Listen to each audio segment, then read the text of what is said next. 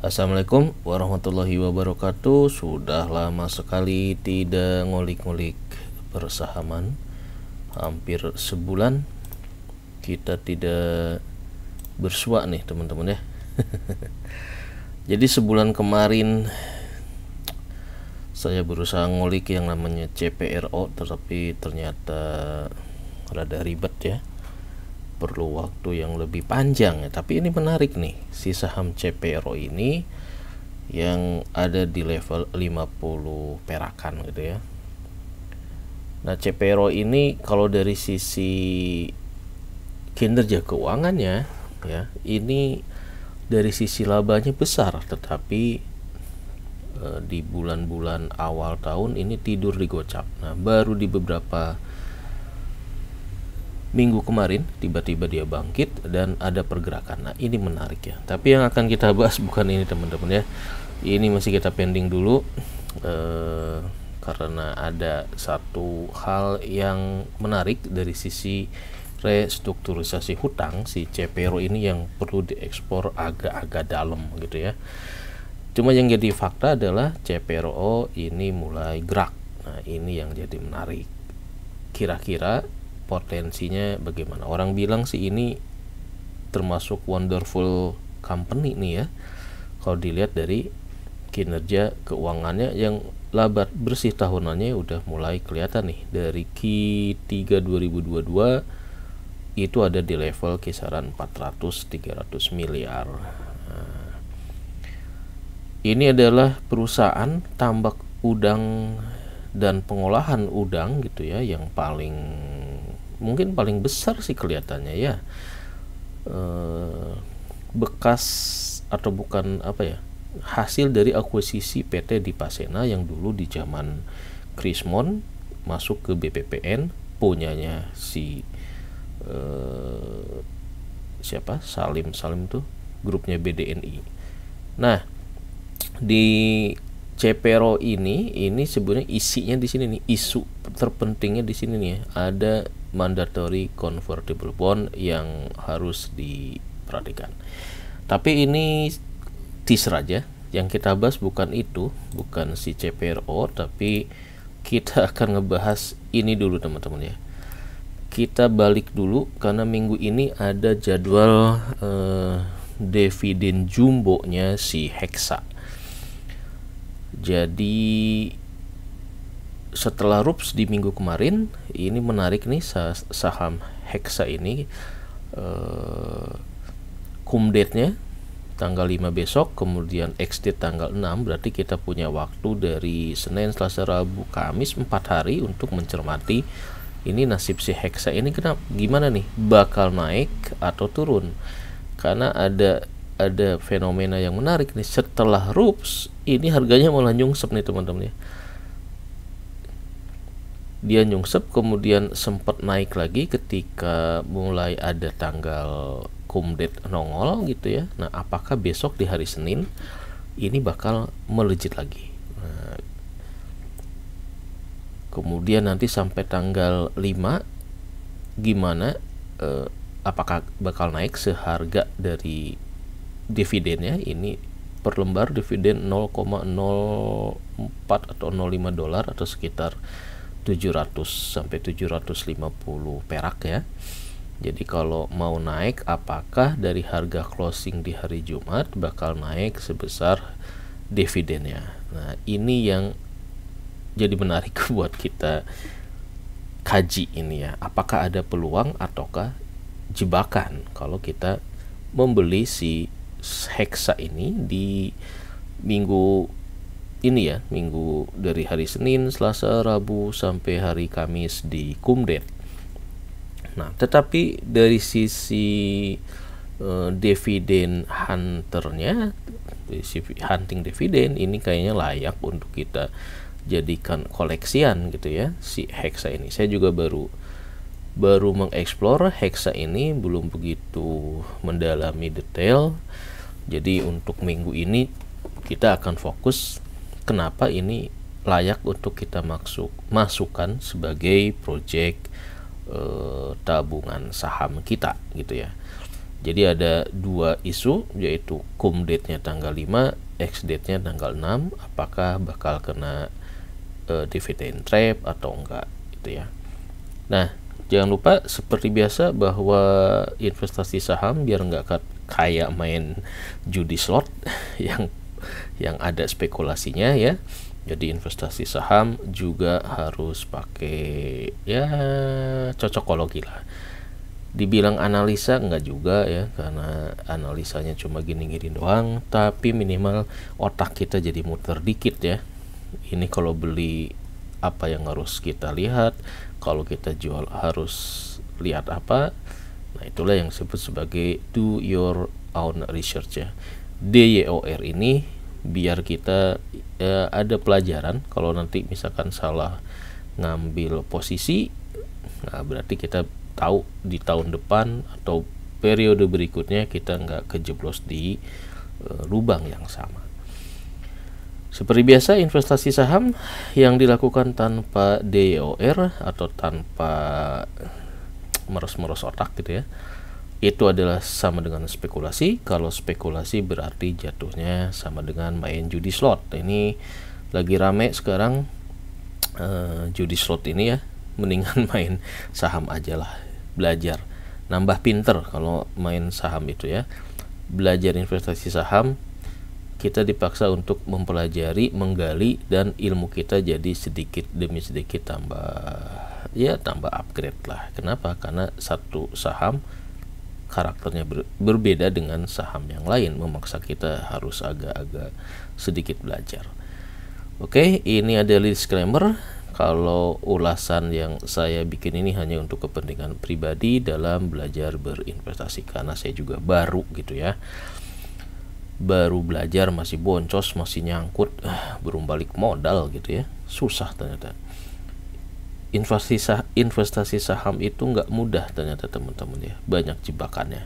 Makanya rajin-rajin belajar, rajin-rajin lihat sharingan para senior, itu yang bisa menuntun kita dari kegelapan.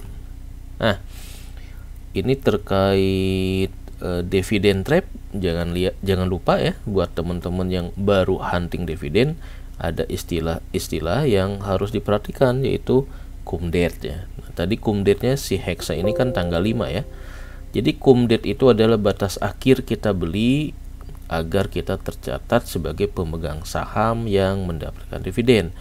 Kalau kita belinya di ex date, yaitu tanggal 6 nih ya, hari Jumat, kita nggak bakal kebagian dividennya gitu ya. Nanti ada record date, ada payment date. Untuk si Hexa, recording date-nya 9, payment-nya 27. Jadi baru cair masuk ke rekening kita di akhir bulan ya.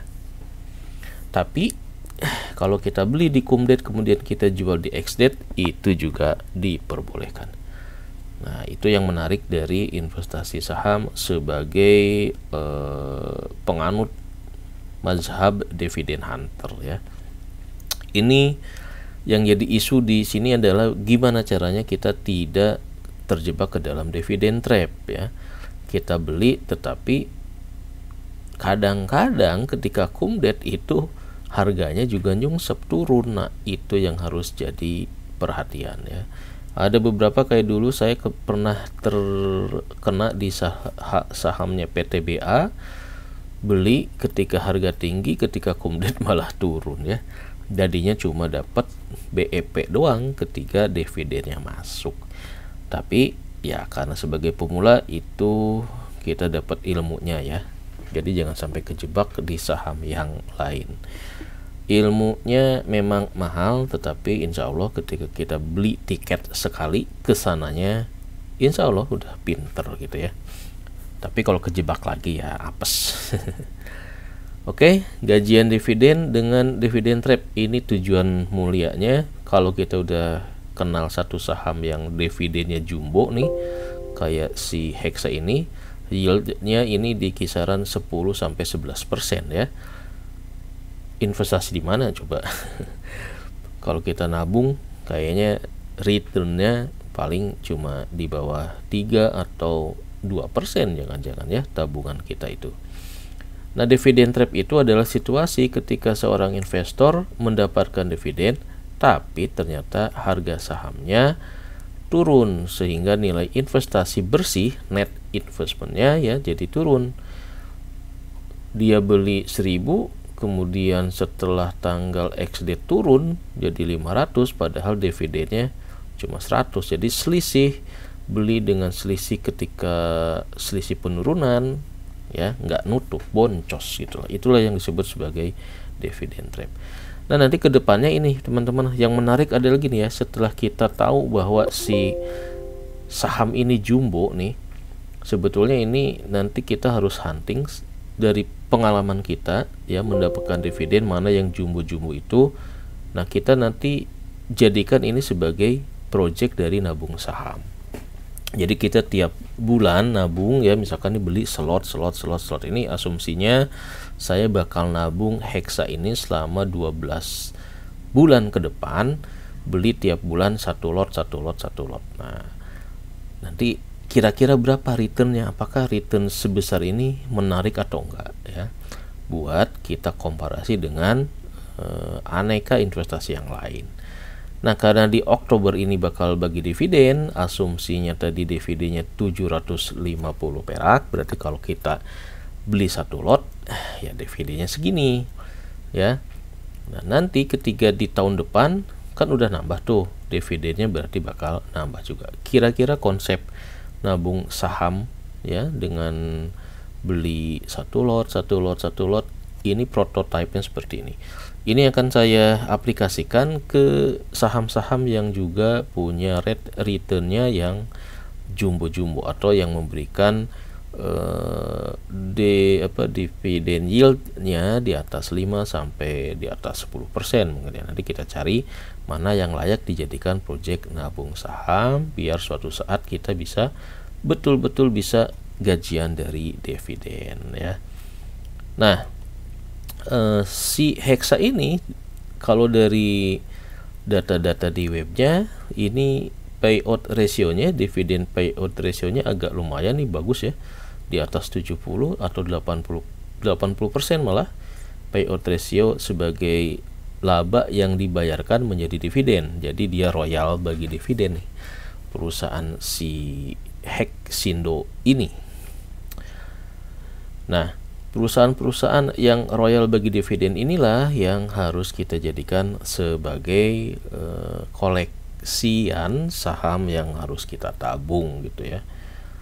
Oke, nah ini sekilas dari kondisi keuangan sampai Q1 2003 kemarin ya. Jadi untuk Hexindo ini, Hexa ini agak beda sedikit teman-teman. Periode fiskalnya adalah dari April sampai Maret ya. Jadi dari April sampai September itu adalah Q1 gitu ya. Jadi Desember itu belum full year. Nah, kita lihat di sini sampai dengan Q1 di September tersebut laba usahanya sekitar segini nih. Ini baru berapa nih? 19 dari full year berapa persen ya? Sekitar 30 mungkin ya. 30 kurang apa 30 lebih, 19 ya, katakan 20 ke full year-nya 70. Berarti kalau ini setengah, sepertiganya kan berarti ya, apa seperempat ya, 3 bulan pertama berarti ya kan, 3 bulan apa 4 bulan sih apa 4 bulan nih, dari April, Mei, Juni, Juli, atau 6 bulan. Oke lah, pokoknya begitulah ya. Nah, model bisnis ataupun si Hexa ini bergerak di penjualan dan servis peralatan berat ya. Jadi dia jual kendaraan lagi, peralatan berat kayak traktor gitu ya, untuk pertambangan, dump truck segala macam, juga menyewakan, jual suku cadangnya, kemudian juga maintenance, dan ya ini ada perbaikan lah. Ini adalah model bisnis yang nanti harus kita eksplor ya. Sekarang kita fokus ke pembagian dividen aja. Saya belum sempat untuk mengeksplor tentang model bisnis dan apa yang si Hexa ini lakukan, khususnya terkait dari detail laporan keuangannya ya.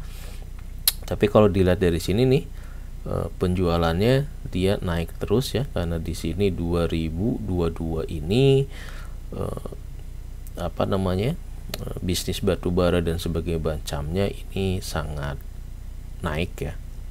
Jadi dia ketiban juga dari bisnis batubara. Mungkin di 2003 agak turun nih ya, karena puncaknya adalah di masa-masa 2020 sampai 2022.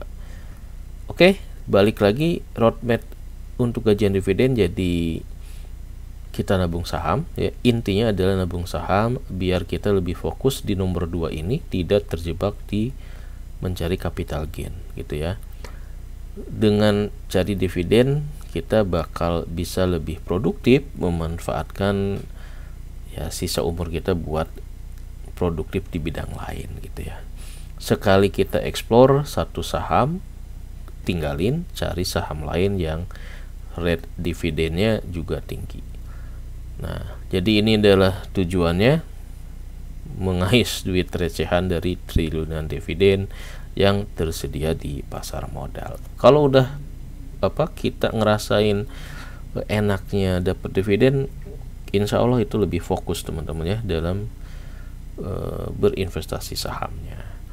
Nah, ini adalah contoh saham-saham yang udah saya tes selama periode Januari sampai September kemarin. Udah saya kelompokkan kira-kira dividen yang jumbo itu mana aja ya. Ini ada PTBA, ada MBAP, kemudian Matahari dan lain sebagainya. Nah, yang jumbo-jumbo ini nanti yang akan kita coba masukkan target koleksi saham ya, untuk nabung saham seperti yang tadi yang di sini nih. Nah, jadi tiap bulan kita akan koleksi, beli satu lot dari aneka saham yang udah kita identifikasi nih ya. Mana yang kira-kira dividennya tinggi, itulah yang kita prioritaskan untuk dijadikan project nabung saham. Kenapa? Karena dengan dividen yang tinggi, saham yang kita beli itu udah minimal kriterianya itu perusahaan yang sehat, karena bisa bagi-bagi dividen gitu ya. Sejatinya kita berinvestasi saham harusnya sih ke sini sebagai dividend hunter gitu ya, value investor katanya, bukan untuk trading gitu. Kalau trading balik lagi itu lebih banyak aspek spekulasi. Meskipun tidak salah juga kita investasi ngejar dividen, dan juga ketika ada kesempatan capital gain ya kita manfaatkan gitu ya. Nanti seiring perjalanan waktu kita akan menemukan mana yang paling cocok buat berinvestasi saham, porsinya mana yang lebih besar ya. Apakah jadi dividen hunter? Tapi kalau dividen hunter itu beli satu loncat lagi ke yang lain, beda sama value investor ya. Kalau value investor bener-bener dia beli dan nggak dijual-jual untuk dapat dividen yang jumbo-jumbo ini. Kenapa? Karena tujuannya adalah untuk memperbanyak lembar saham yang dia miliki biar dia bisa gajian dividen sepanjang hidup, atau mungkin diwariskan buat anak cucunya gitu ya. Nah, jadi ini adalah portfolio saham saya yang saya jadikan target untuk dijadikan investasi saham-saham based on dividen. Pinginnya sih seperti itu gitu ya. Nah, ini udah tahu nih, udah tadi dibahas gimana caranya biar nggak kena dividen trap. Nah, ini kayak si Hexa biar nggak kena dividen trap, berarti kita harus menganalisa pergerakan harganya nih, harus mantau gitu ya. Sekarang lagi naik karena mau bagi dividen, berarti kita harus tahu harga terendahnya di periode ke belakang itu di berapa. Nanti kita komparasi dengan kemungkinan kenaikan dividen berapa, apakah aman atau enggak untuk beli. Fundamental ya bagus, untuk yang bagi dividen kita anggap oke. Nah, yang ketiga, ada juga perusahaan yang tidak terlalu bagus fundamentalnya tapi bagi dividen, ini yang harus kita waspadai ya. Ini mah intermezzo ya, biar nggak kena dividen trap. Nah, ini dia nih yang menarik ya. Jadi si Hexa ini, kalau saya baca-baca info dari para senior, ini kalau katanya kelakuannya tahun lalu juga ketika setelah RUPS dia turun gitu ya. Nah ini yang jadi informasi yang harus kita kumpulkan untuk melihat tabiat-tabiat yang aneh gitu ya dari satu saham. Ada yang habis RUP naik terus ya, setelah ex-date juga naik terus, ada juga yang kayak gitu. Ada juga yang setelah RUPS sampai cum-date di ex-date-nya nyungsep, ada juga kayak gitu ya. Nah itu yang menarik dari investasi saham itu dan harus kita eksplor. Nah dari pengalaman saya nih ya, saya beli di 6745 tuh. Sampai Jumat kemarin tiba-tiba dia sempat turun ke 64 ya, sehingga minus 4%. Dan di Jumat sore naik lagi ke 6.6, 6.600 ya, sekitar minus 2% sih untuk closing. Nah nanti di Senin besok nih tanda tanya nih, apakah ini bisa nembus ke 7.000 atau enggak gitu ya, dengan kisaran dividen Hexa-nya sekitar 750 sampai 760 rupiah. Angka 760 inilah yang harus teman-teman komparasi dengan harga yang terjadi di hari Senin besok ya. Apakah masih layak atau enggak? Kalaupun nanti di ex-date dia turun, apakah penurunannya lebih kecil atau lebih besar dari dividen? Kalau misalkan penurunannya masih lebih kecil dibanding dividen yang kita terima, berarti kan kita masih ada selisih surplusnya lah gitu ya, berarti masih positif dong gitu, masih layak. Nah yang jadi masalah kalau dia turun, si Hexa ini turun bakal sampai ke angka berapa? Itu yang dimaksud dengan di sini tadi analisa pergerakan harga. Yang mana ada? Analisa pergerakan harga. Ini dia.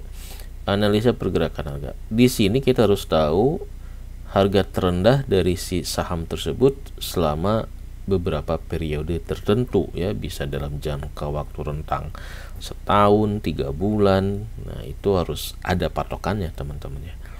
Nah untuk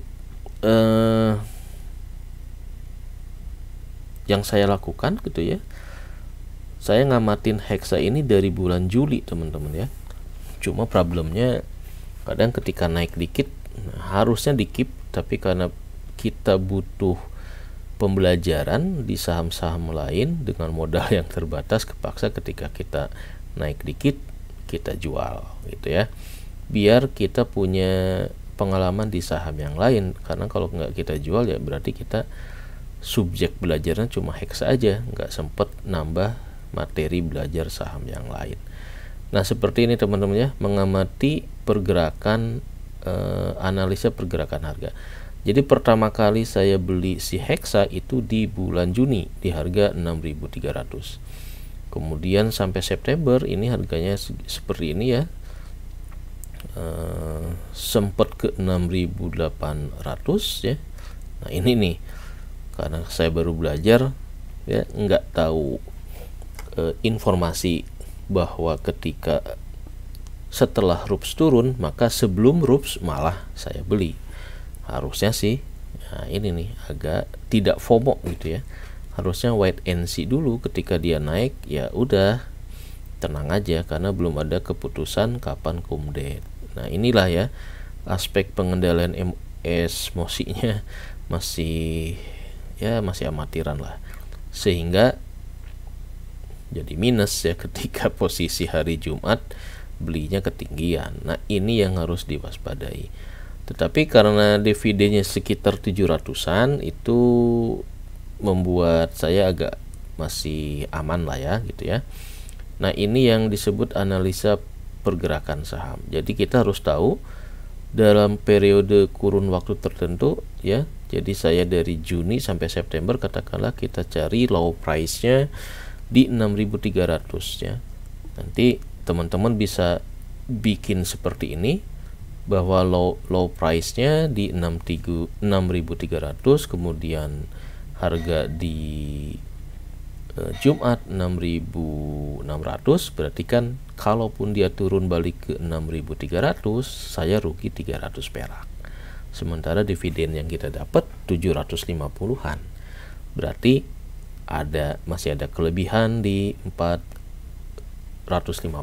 Kira-kira seperti itu analisa apakah ini layak kita beli atau enggak, atau ya analisa dividen trap-nya seperti itu, sehingga nanti action plan-nya si Hexa ini aman kita beli kalau harganya nih masih segini, masih 6.600. Gimana kalau di atas 7.000? Ya tinggal ganti aja ya.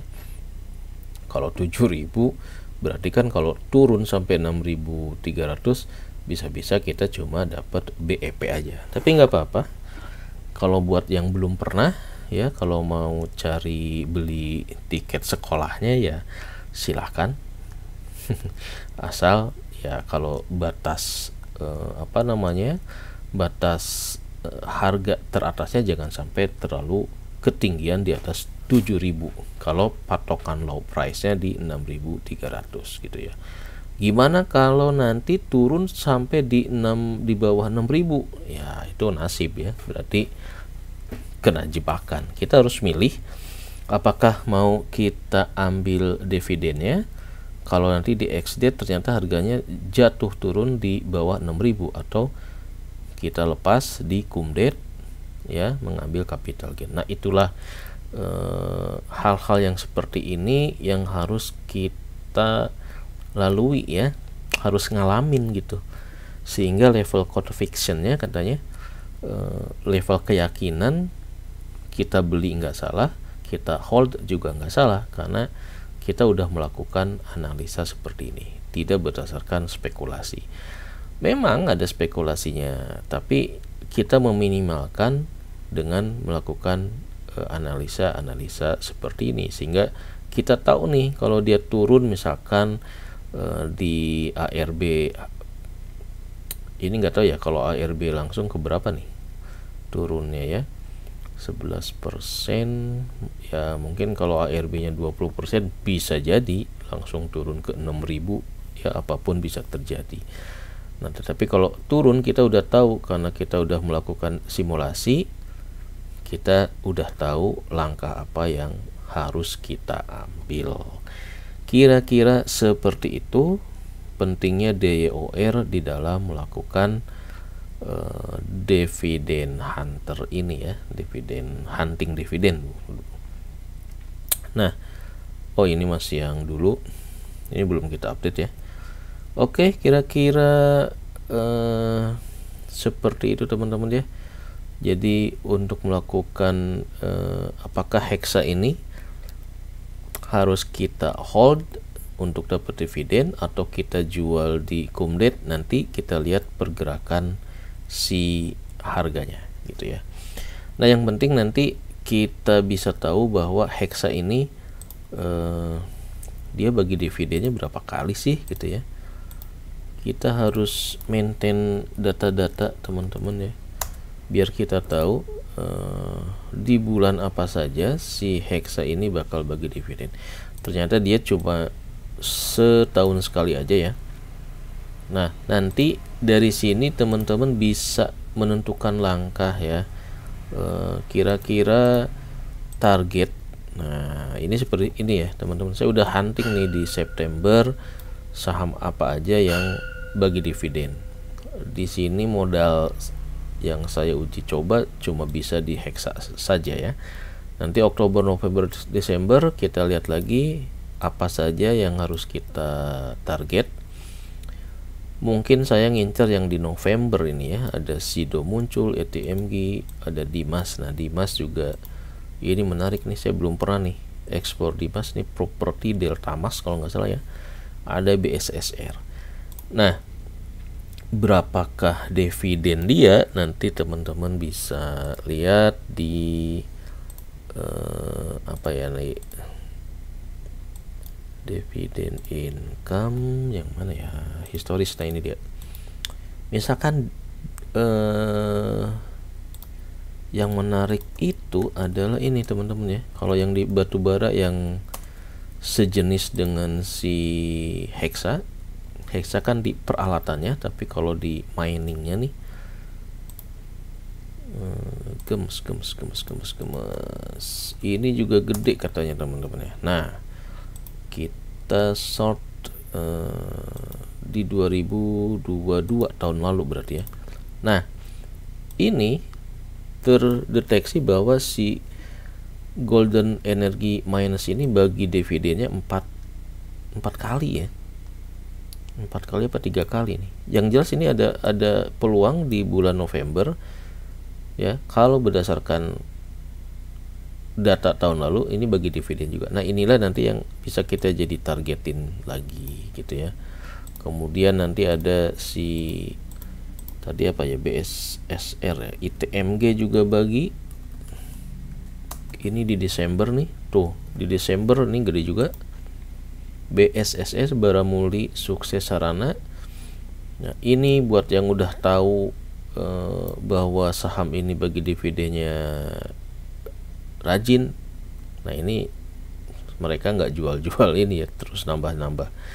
Nah, kira-kira hunting dividen itu seperti itu ya.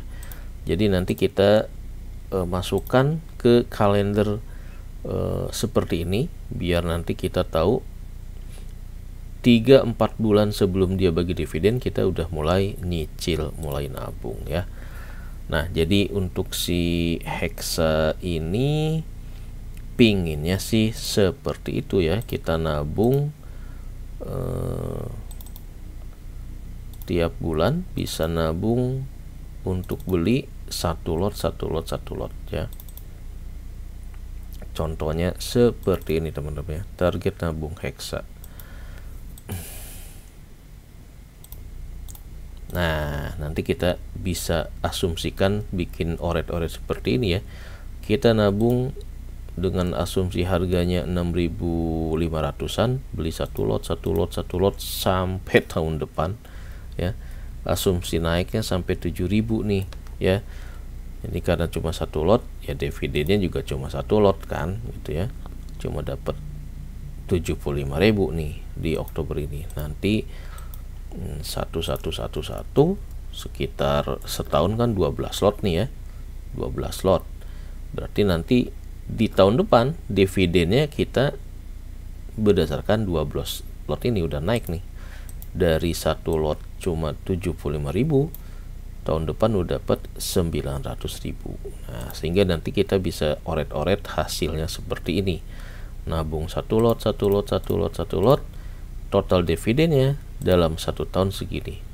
2 tahun berarti double lagi dividennya ya. Nanti ketahuan deh berapa return atau berapa tahun bakal BEP dari investasi saham yang kita lakukan gitu teman-teman ya. Mungkin itu aja bahasan di awal Oktober ini, pemanasan. Mudah-mudahan bisa rajin lagi untuk ngebahas, sama-sama belajar ya, karena saya juga masih awam bagaimana kita berinvestasi saham dengan hunting saham-saham yang punya dividen yield yang bagus, yang gede, sehingga project nabung sahamnya bisa membuat BEP-nya lebih cepat gitu ya. Jangan nabung di saham-saham yang dividen yield-nya kecil gitu ya. Kita prioritaskan untuk yang project nabung saham yang jumbo biar cepat balik modal. Nah, sisanya ya bisalah buat ngejar capital gain atau apa ya, terserah teman-teman. Tapi kalau saya lebih fokus untuk kesini nabung saham dengan target koleksi sahamnya yang punya dividen yield tinggi, biar ya bisa gajian dividen. Roadmap belajar sahamnya seperti ini. Oke, demikian, semoga bermanfaat. Mudah-mudahan besok si Hexa-nya bisa jadi pilot project buat kita semua. Wassalamualaikum warahmatullahi wabarakatuh.